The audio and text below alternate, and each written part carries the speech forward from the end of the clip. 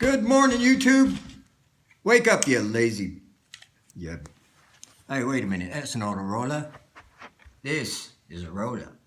Hey, that thing's big as my... Anyways, what's going on, YouTube? Listen, the house is too clamorous to be making videos. I don't have a lot of time, and my work schedule is nuts. Out here and coming to you straight from the genius area of central Georgia, and to let you know just how genius this place is, they call it Middle Georgia. So here I am in Middle Georgia, the great land of the 70s. A very quick video, because I've got another stupid iPhone that only takes like 10-minute videos, and then the iCloud thing pops up. But I want to say something about the food laws in the Old Testament, okay? You know, in the King James version of the Bible, I only teach King James. It's so accurate, and there are two maybe even three study guides that go along with the KJV. And it's so accurate and gets you so close to the actual truth of what was written in Hebrew and Greek and all that stuff that Satan can't stand it. That's why there's 40 or 50 English-speaking Bibles that came after the KJV, because the KJV hits the nail right on the head. And if you have a good Strong's concordance, and if you have a Smith Bible dictionary, you can pretty much get right to the heart of the matter, okay? So the food laws that you find in Leviticus chapter 11 and Deuteronomy 14, they're not there because God loves pushing everybody around and setting up fences, and you know, he didn't put us in a crib, okay? He gave us this world, and he gave us power over everything that's in it. We're not in little cages, which is, you know, people get this idea about God. He is a loving father. He's not a, you know, going around looking forward to smiting everybody all the time, okay? So he gave us this world, and he gave us a set of rules to live by so that we would have extremely good lives. He wants us to recognize that he's our father and to have a good life while we're here and help other people realize that God is their father as well. That's what this whole age is about. Now, in among those rules in the law, he gave us some lists of animals that we could partake of and animals that we shouldn't partake of. Now, he didn't do that because he knows bacon is awesome, and he doesn't want us to have a BLT because he's a vengeful God and he doesn't want us enjoying ourselves. No. If you look at those lists, and I realize in the King James Bible that some of those words are sort of archaic, conies, and pigargs and things like that, but that's why you have a Strong's Concordance. You can look up a coney and you can see what the actual animal is, very similar to a hare or a rabbit.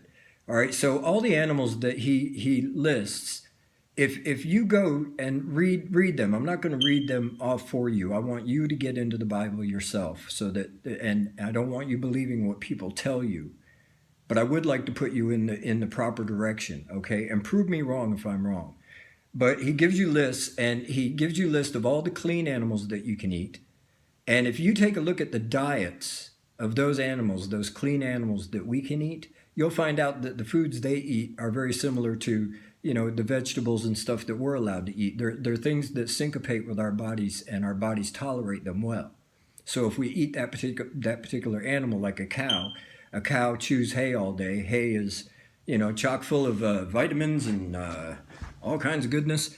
It's okay. It doesn't hurt us. But if you look at the list of the animals that he says you shouldn't eat, okay, and people just make it shrimp. Well, he doesn't want us eating shrimp, and he doesn't want us eating oysters and pigs, and we shouldn't eat pigs. Well, no, there's a whole bunch of animals that God doesn't want you to eat. And if you look at the diet of those animals, you're going to find out that most of them are scavengers, okay? And well, all of them are scavengers, and God doesn't want you to eat scavengers.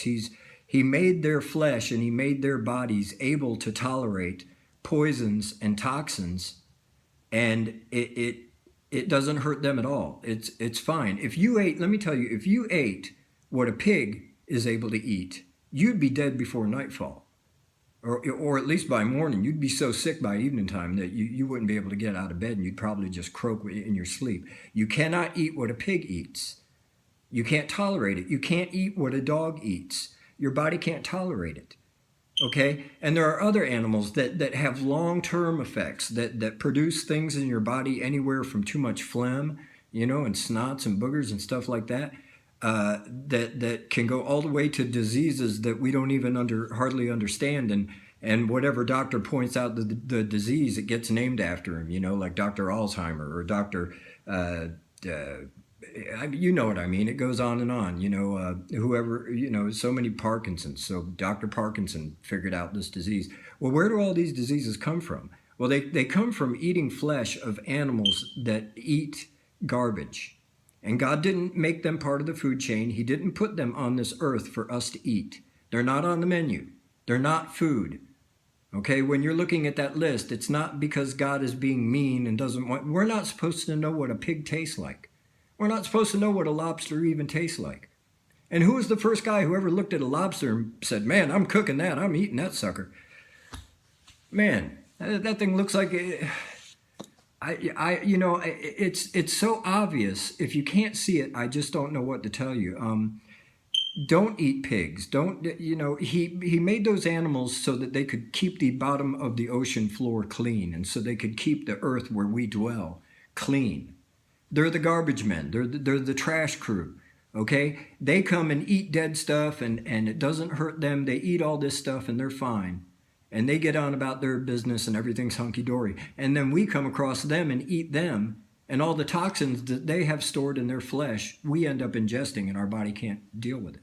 All right? So that's why the food laws are there. It's not a matter of worship. It's not a matter of oh, I'm going to go to hell if I eat that BLT. Hey, you want to eat a BLT? Eat it. I'm not your doctor, and I'm not trying to tell you how to live your medical life. But it is God's good advice, because he is our Father, and good fathers tell their children what's good and what's bad in the world, right? And you parents who give your kids all these snacks, that bologna and hot dogs and all this junk that's made out of pork and stuff like that, and then you wonder why kids have so much drool and dribble and snots, and it's just a constant flow. It's because their little bodies can't handle it. And all the snots are trying their best to carry all the toxins out, get it out of me. And then you bring them to the doctors and you vaccinate them, and Lord only knows what's in these vaccines. And so you've got little ones running around sick as a dog. And I mean, do a little study. You've got the internet. You're looking at it. You're looking at it right now. So instead of looking at this ugly mug, do some looking into the Bible. All right, and quit thinking of God as this vengeful, angry God who just laughs at us all day. It's not like that. He gives us good advice, and if we follow that advice, we have long, happy lives. It's that simple. Anyways, it's good to make videos. I'm going to try again. This one looks like this one's only going to be about 8 minutes, a little over 8 minutes, and I'm going to stop it right here before the phone does something that makes me mad.